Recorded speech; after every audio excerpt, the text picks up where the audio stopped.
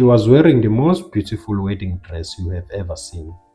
White, fitted, with a long trail that swept the floor of the church like something out of a dream. Her name was Naledi, 26 years old, daughter of a pastor, and on this Saturday morning in April, every single person in the township believed she was the luckiest woman alive. The church was packed, the flowers were perfect, the photographer was outside getting ready, the wedding cars were lined up, ribbons blowing in the wind, and then she was gone. Not missing, not late, gone, like she had never existed. And what happened next will shock an entire community and expose a secret that one woman had been carrying alone for 3 very long years. Let me take you back to the beginning. Naledi Dlamini grew up in a small but proud family in Soweto. Her father, Pastor Dlamini, was a respected man in the community. Her mother was a school teacher. They were not rich, but they were dignified people, the kind of family that showed up to everything: funerals, graduations, weddings, always dressed properly and always on time. Naledi was their only daughter, so when she got engaged, the whole street celebrated like it was a public holiday. The man she was marrying was Sipho, 32 years old, well dressed, drove a nice car, ran what people described as logistic business. Nobody asked too many questions about exactly what kind of logistics, because the lobola he paid was generous, the suit he wore was sharp, and he smiled in all the right places. From the outside, Sipho looked like a catch. The wedding was planned for 8 months. The venue for the reception was a beautiful function hall 15 minutes from the church. Catering, DJ, cake, everything was booked and paid for. Over 300 guests were invited. On the morning of the wedding, Naledi's aunts helped her get dressed. Her mother cried happy tears. Her father held her hands and prayed over her. She looked breathtaking. The church ceremony went smoothly. The vows were read. The rings were almost exchanged. Almost. But right before the pastor said those final words, Sipho's phone buzzed on the front pew. He glanced at it, just for a second, but Naledi saw his face change. Nobody else noticed, but she did. Something cold moved through her body right there at the altar. After the ceremony, the plan was simple. The photographer will take photos outside the church for about 20 minutes. Then the wedding cars will drive in a convoy to a reception hall where guests were already waiting. Naledi stepped outside with her bridesmaid. The photographer began shooting. Sipho was around the corner with his groomsmen, laughing, taking shots someone had smuggled in. At some point, and nobody can agree on exactly when, Naledi slipped away from the group. One bridesmaid thought she had gone to fix her dress. Another thought she had gone to the bathroom. The photographer assumed she was with her mother. It was only when the wedding cars were ready to leave that someone said, "Where is the bride?" At first, people laughed. They thought she was hiding, playing a joke. Every bride deserved a little fun on her wedding day. But 5 minutes passed, then 10, then 20. The laughter stopped. Her phone went straight to voicemail. Her pocket was found on the bench near the side gates of the church. Her white heels, both of them, were sitting neatly beside a train, like she had taken them off in a hurry. Pastor Dlamini began to shake. Sipho's face went very still, too still, the kind of still that is not calm. It is controlled. Someone called the police. Others spread through the streets on foot. The wedding guests at the reception hall sat in confusion. Food getting cold. Music playing on an empty dance floor. Naledi was nowhere. By afternoon, the whole township was involved. Neighbors were going door to door. Young men on motorbikes were covering the surrounding streets. The story was spreading on WhatsApp faster than anyone could contain it. The bride disappeared on her wedding day. People were saying all kinds of things. Some said she had caught feet and ran. Some said she was kidnapped. Some whispered darker things, that Sipho's business was not as clean as it looked, and that maybe this was connected.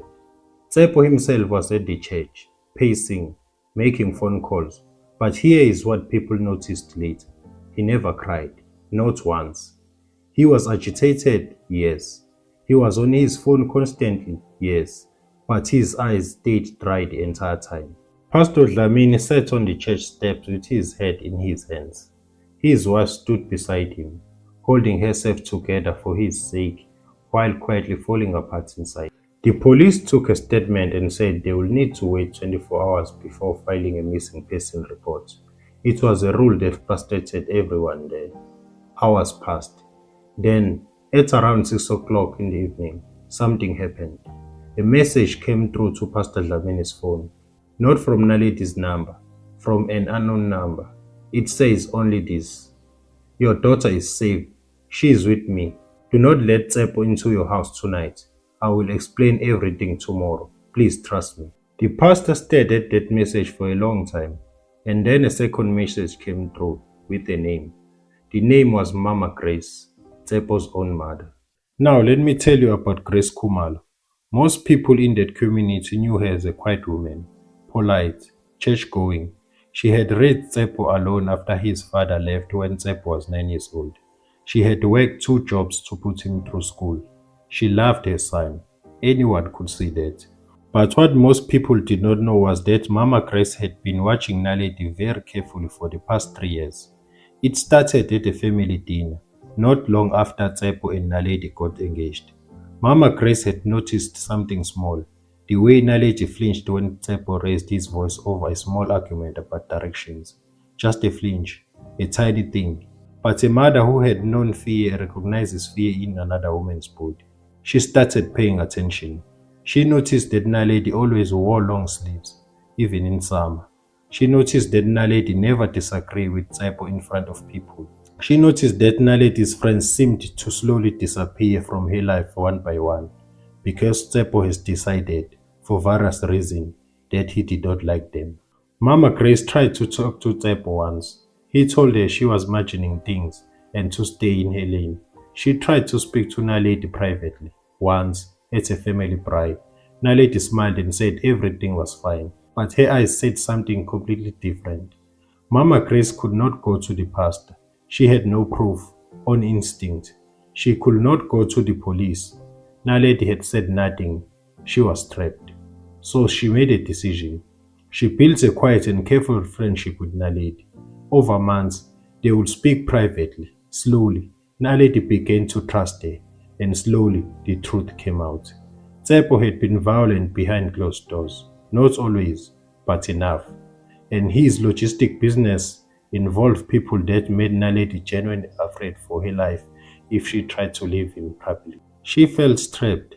She felt that walking away from the wedding would put her family in danger. She had convinced herself that marriage was her only safe option, because at least inside the marriage she could manage him. Mama Grace refused to accept that. 3 weeks before the wedding, Mama Grace sat Naledi down and said these words: I am not going to watch my son destroy you. I would rather lose him than lose you, and I will help you get out, but only if you are ready. Naledi cried for a long time, and then she said yes. They planned everything quietly. A bag was packed and stored at Mama Grace's sister's house across town. Money was set aside. Mama Grace's own savings. A place to stay was arranged. A cousin in Pretoria who asked no questions. The plan was to let the wedding proceed until after the church ceremony, because leaving before will cause immediate chaos and Sipho will have time to intercept. But after the ceremony, in the 20 minutes gap during the photographs, Naledi will slip out through the side gate where Mama Grace's sister will be waiting in the car. The bouquet left on the bench, the heels by the train, deliberate. Naledi wanted to leave something behind, not as clues, but as a goodbye. She had worn flat shoes underneath the dress, hidden by the long trail. And Mama Grace? She had quietly excused herself from the wedding before it ended, telling people she had a headache. She was already in that car, waiting. When Naledi came through that gate and got into the back seat, Mama Grace held her hands and said nothing. She did not need to say anything. They drove away together. The next morning, Mama Grace called Pastor Dlamini herself. She came to his house, alone, without Sipho knowing, and she sat across from the pastor and his wife and told them everything. She did not soften it. She did not protect her son's reputation. She laid out the truth clearly and without drama. The pastor's wife began to cry immediately. The pastor sat very quietly. When Mama Grace finished speaking, he asked one question: "Is my daughter safe right now?" Mama Grace said yes. He nodded slowly, and then he said, "Thank you." Just those two words, but they carried the weight of everything.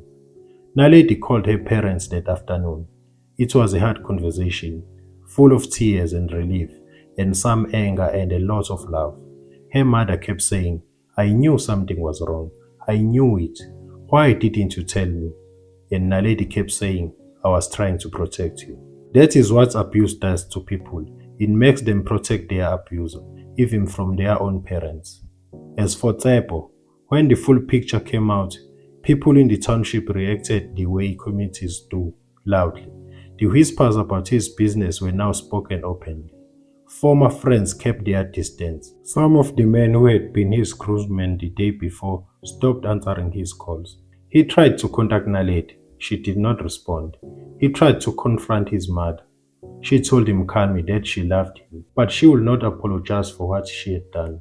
Naledi did not go back. She stayed in Pretoria for several months and slowly began to rebuild. She found work. She reconnected with her friends she had lost. She started speaking to a counselor. She told one person, one trusted friend, that the day she walked through that side gate in her wedding dress was the first day in 3 years that she had felt like herself again. Mama Grace still lives in the same house. She still goes to the same church. People look at her differently now, some with admiration, some with judgment, because some people in that community believe a mother should always stand by her child. But Mama Grace has a response to that. She says, "I did not stand by my child. I stood by the child who needed me the most." Now, here is what I want you to think about this as you go about your day.